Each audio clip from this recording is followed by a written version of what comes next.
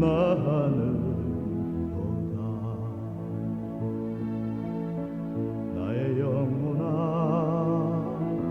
잠잠히 하나님만 바라라. 나의 소망이 저에게서 나는도다. 오직 주만이 나의 반석, 나의 구원이시. 오직 주만이 나의 산성, 내가 요동치 아니하리.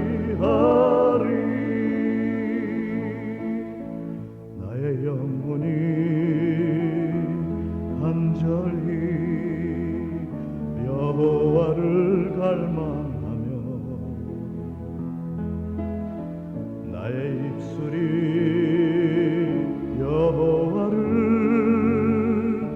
찬양하리. 나의 영혼아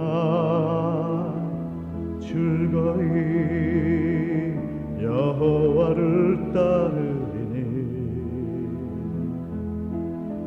나의 소망이 저에게서 나는도다. 오직 주만이 나의 반석, 나의 구원이시니. 오직 주만이 나의 산성, 내가 요동치 아니하리. 나의 구원 나의 영광 하나님께 있으니 내 힘의 반석과 피난처 되시네.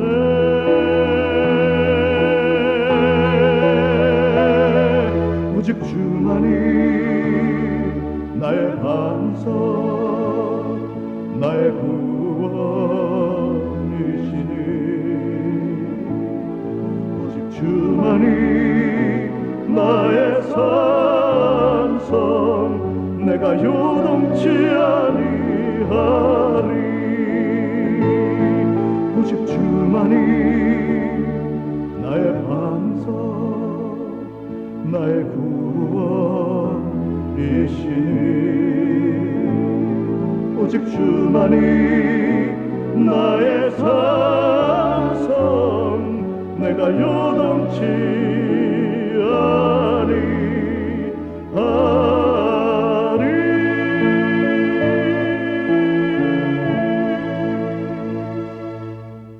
욥기 21장 1절부터 마지막 절 34절까지 다 같이 한 목소리로 받들어 봉독하시겠습니다. 욥이 대답하여 이르되 너희는 내 말을 자세히 들으라. 이것이 너희의 위로가 될 것이니라. 나를 용납하여 말하게 하라. 내가 말한 후에 너희가 조롱할지니라. 나의 원망이 사람을 향하여 하는 것이냐? 내 마음이 어찌 조급하지 아니하겠느냐? 너희가 나를 보면 놀라리라. 손으로 입을 가리리라. 내가 기억하기만 하여도 불안하고 두려움이 내 몸을 잡는구나. 어찌하여 악인이 생존하고 장수하며 세력이 강하냐? 그들의 후손의 앞에서 그들과 함께 굳게 서고 자손이 그들의 목전에서 그러하구나. 그들의 집이 평안하여 두려움이 없고 하나님의 매가 그들 위에 임하지 아니하며 그들의 수소는 새끼를 베고 그들의 암소는 낙태하는 일이 없이 새끼를 낳는구나. 그들은 아이들을 양떼같이 내보내고 그들의 자녀들은 춤추는구나. 그들은 소고와 수금으로 노래하고 피리부로 즐기며 그들의 날을 행복하게 지내다가 잠깐 사이에 수월에 내려가느니라. 그러할지라도 그들은 하나님께 말하기를 우리를 떠나소서. 우리가 주의 도리 알기를 바라지 아니하나이다. 전능자가 누구이기에 우리가 섬기며 우리가 그에게 기도한들 무슨 소용이 있으랴 하는구나. 그러나 그들의 행복이 그들의 손안에 있지 아니하니 악인의 계획은 나에게서 멀구나. 악인의 등불이 꺼짐과 재앙이 그들에게 닥침과 하나님이 진노하사 그들을 곤고하게 하심이 몇 번인가. 그들이 바람 앞에 검불같이 폭풍에 날려가는 겨같이 되었도다. 하나님은 그의 죄악을 그의 자손들을 위하여 쌓아두시며 그에게 갚으실 것을 알게 하시기를 원하노라. 자기의 멸망을 자기의 눈으로 보게 하며 전능자의 진노를 마시게 할 것이니라. 그의 달수가 다하면 자기 집에 대하여 무슨 관계가 있겠느냐. 그러나 하나님께서는 높은 자들을 심판하시나니 누가 능히 하나님께 지식을 가르치겠느냐. 어떤 사람은 죽도록 기운이 충실하여 안전하며 평안하고 그의 그릇에는 젖이 가득하며 그의 골수는 윤택하고 어떤 사람은 마음의 고통을 품고 죽음으로 행복을 맛보지 못하는도다. 이 둘이 매 한 가지로 흙 속에 눕고 그들 위에 구더기가 덮이는구나. 내가 너희의 생각을 알고 너희가 나를 해하려는 속셈도 아노라. 너희의 말이 귀인의 집이 어디 있으며 악인이 살던 장막이 어디 있느냐 하는구나. 너희가 길 가는 사람들에게 묻지 아니하였느냐. 그들의 증거를 알지 못하느냐. 악인은 재난의 날을 위하여 남겨둔 바 되었고 진노의 날을 향하여 끌려가느니라. 누가 능히 그의 면전에서 그의 길을 알려주며 누가 그의 소행을 보응하랴. 그를 무덤으로 메어가고 사람이 그 무덤을 지키리라. 그는 골짜기의 흙덩이를 달게 여기리니 많은 사람들이 그보다 앞서갔으며 모든 사람이 그의 뒤에 줄지었느니라. 그런데도 너희는 나를 헛되이 위로하느냐. 너희 대답은 거짓일 뿐이니라. 아멘. 욥기 21장은 그 욥의 친구 소발의 2차 변론에 대한 그 욥의 반론인데, 욥은 그 친구들의 고정관념에 대해서 반박을 하기 시작했습니다. 어떻게 들으면은 이 사람이 믿음이 있는 사람인가 할 정도로 욥이 변론을 하는데, 그래도 그 내용을 잘 들어보면 공감이 가는 내용들이죠. 자, 오늘의 욥의 반박이 주는 교훈은 무엇인가? 첫째로 악인이 번영하는 이유를 우리 인간들은 알지 못한다 하는 내용입니다. 1절부터 16절까지는 그 친구 소발이 주장하는 대로라면 악인은 징계를 받아서 금방 죽든지 병 걸리든지 가난하든지 이렇게 돼야 되는데, 현실이 과연 그러느냐, 그렇지 않지 않느냐 하는 얘기를 하는 거예요. 실제로 이 세상 사는 모습을 보면 정말 남 사기치고 악한 짓 하고 뭐 이런 사람들도 오래 살고요, 건강하게 살고 그 자손들이 번창하는 경우를 많이 보지 않느냐 하는 것입니다. 악인의 집에 오히려 평안이 있고 오히려 자유가 있고 심지어 악인의 소유하는 가축들까지 새끼들 낳을 때 낙태하지 않고 새끼들도 많이 낳고 이런 것을 우리가 보게 되지 않느냐. 뿐만 아니라 악인들은 정말 죽을 때도 굉장히 괴로우면서 고통 가운데 죽어야 맞을 것 같은데, 실제로는 악인들 중에도 평안한 가운데 정말 풍요로운 가운데 자손들의 많은 슬픔을 받으면서 그러고서는 죽는 사람들도 있지 않느냐. 그러니까 욥의 친구들이 악인에 대해서 얘기할 때 악인들은 뭐 두려움과 불행 가운데서 마치게 된다 이렇게 썼는데, 말들은 그렇게 했지만 현실적으로 보면 악인들 중에도 그렇지 않은 사람들이 많지 않느냐. 또 어떤 사람은 신앙에 관심이 없는데도 별 걱정 근심 없이 무사하게 일생을 살다가 하는 사람들도 있지 않느냐. 욥은 그런 현상들에 대해서 오늘 얘기를 하는 거예요.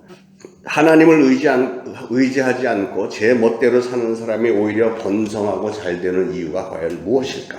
하나님께서 그런 악인들을 방치해 두는 그 이유를 우리 인간들은 알 수 없지만, 악인의 행복이 그 행복을 허락하신 하나님의 뜻을 깨닫게 하지는 못한다는 사실만은 분명한 거예요. 무슨 말이냐면, 악인들은 자기들이 잘 되면은 잘 되는 것을 보면서 그들이 과연 하나님의 선하신 뜻을 깨닫겠느냐, 깨닫지 못한다는 것이니까 오히려 그게 영적으로는 불행한 일이다. 악인은 번성한 축복을 누릴지라도 하나님께 감사하거나 하나님께 뭐 찬양을 하거나 예배를 드릴 줄도 모르잖아요. 아마 자기가 잘나서 이렇게 부를 누리는 것이다, 내가 남들보다 뛰어나기 때문에 내가 이런 그 번영을 누리는 것이다 라고 자랑할지 모르겠습니다. 그러나 만유의 주인은 여전히 하나님이시고, 하나님께서 그것을 허락하지 않는 상태에서 이루어진 것은 단 한 가지도 없다는 것을 우리는 알아야 되는 거예요. 욥이 그 얘기를 하는 거예요. 그들이 악인들이 번영하고 뭐 이런 것도 사실은 우리가 알지 못하는 하나님의 어떠한 섭리 가운데서 되어지는 것이다. 그렇기 때문에 우리가 악인들이라고 해서 함부로 판단할 것도 아니고 또 그런 것을 허용하신 하나님을 우리의 자그마한 조그만 머리로 섣불리 판단을 하고 이래서는 안 된다. 왜냐하면 우리는 감히 하나님을 다 알 수 없기 때문에 따라서 악인들의 번영까지도 그것을 허락하신 분은 그들의 자신들이 아니라 하나님이 허용하셔서 그렇게 된 것이다 라고 욥은 지금 받아들이는 겁니다. 여러분, 하나님의 계획과 섭리는 우리 인간들의 계획과 섭리와는 많이 다릅니다. 그래서 16절에 보니까 그러나 그들의 행복이 그들의 손 안에 있지 아니하니 악인의 계획은 나에게서 멀구나. 그러므로 이 신비한 하나님의 섭리와 경륜과 이 비밀을 우리 인간이 다 알 수는 없다는 것을 우리는 인정을 해야 됩니다. 다만 그런 상황에도 불구하고 우리는 하나님의 은총을 바라면서 부단히 하나님께로 나아가는 것이 그게 신앙인의 자세라는 것이죠. 욥은 이런 사실을 분명히 깨달았기 때문에 결코 하나님을 비난하지 않고 자신에게 주어진 이 엄청난 고난을 믿음을 가지고 끝까지 잘 견뎌내고 이런 고난 때문에 행여라도 하나님 앞에 범죄하지 않기를 다짐하는 겁니다. 사랑하는 여러분, 우리는 하나님의 오묘한 섭리를 알 수는 없습니다만 우리는 하나님께서 우리에게 주신 약속, 구원의 약속을 의지하면서 구원의 그날을 간절히 소망하면서 이 세상 사는 동안에 때로는 억울한 일도 당하고 부당한 일도 있고 이렇게 하더라도 여전히 우리는 하나님의 기뻐하시는 뜻에 합당한 삶을 항상 선택하면서 살아야 될 줄로 믿습니다.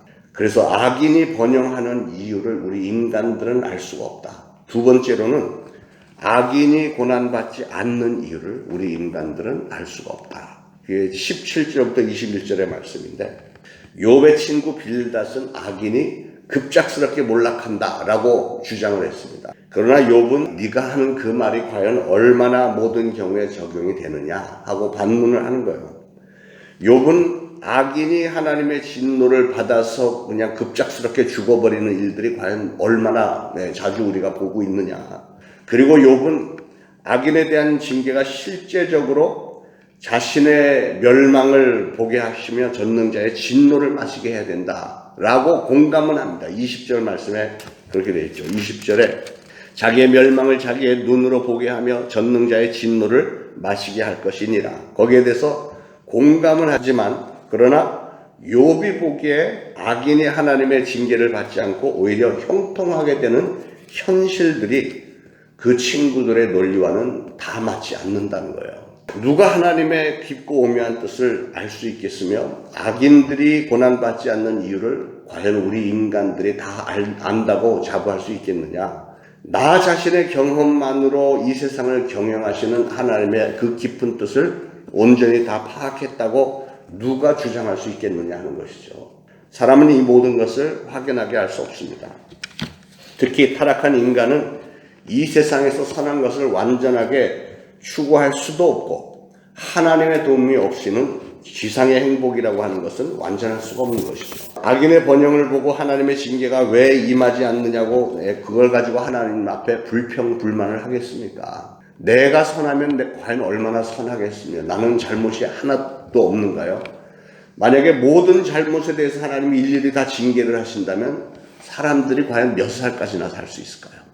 우리는 때때로 잘못도 하고 쓰러지기도 하고 하지만 하나님의 은혜로 나도 여기까지 왔다. 이걸 인정을 해야만 다른 사람의 잘못도 우리가 이해할 수 있고 그냥 품고 갈 수 있는 것이지. 악인의 번영은 이 세상에서의 번영 그 자체로 자신을 파괴할 수 있는 징계가 될 수 있다는 거예요.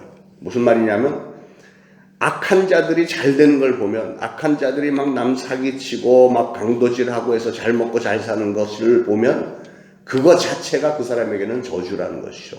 그렇게 해도 괜찮구나 하고 그냥 살아버리는 그 사람이 이 땅에서 짧은 기간은 조금 괜찮게 살 수 있을지 모르지만 그러나 하나님의 심판대 앞에서 과연 어떤 판결을 받겠느냐, 그것이 그 사람에게는 오히려 저주다라는 것을 얘기하는 거예요. 그리고 지상에서 일어난 일로 선악간의 최종적인 보상이 다 끝났다고 생각해서는 안 된다는 것이죠. 우리는 악인들이 일일이 벌을 받지 않는 이유를 알 수는 없지만 우리에게 주어질 의인에게 예비된 하나님의 축복이 아직 끝나지 않았다는 것을 우리는 믿습니다.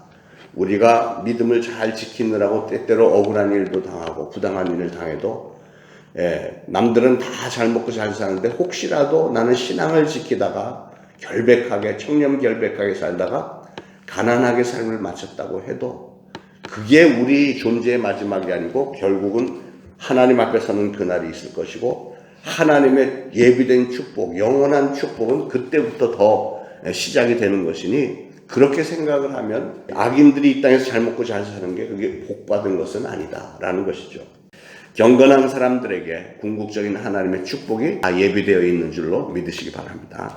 자, 세 번째로 욥의 변론, 세 번째는 하나님의 무한하신 섭리를 우리 인간은 알 수가 없다. 22절부터 26절까지 말씀인데 우리 인간들은 하나님께서 이 세상을 통치하시는 그 신비를 다 일일이 알 수는 없습니다. 천지를 말씀으로 창조하시고 우주 만물의 그 완벽함을 창조하신 그 하나님의 생각을 다 파악할 수 있겠습니까? 우리 인생이라고 하는 것은 욥의 친구들이 이렇게 제시하는 것처럼 흑과 백이 딱 갈려지고 선을 딱 그을 수 있는 이런 단순한 논리로 설명할 수 있는 게 아니라는 거죠. 우리 인생은 인간의 지혜만 가지고 알기에는 너무나도 복잡합니다. 세상 돌아가는 게 너무 복잡하죠. 다만 한 가지, 우리 인생이 이 땅에서 아무리 오래 산다 할지라도 결국은 다 우리의 육신은 전부 흙으로 돌아간다는 사실은 분명합니다.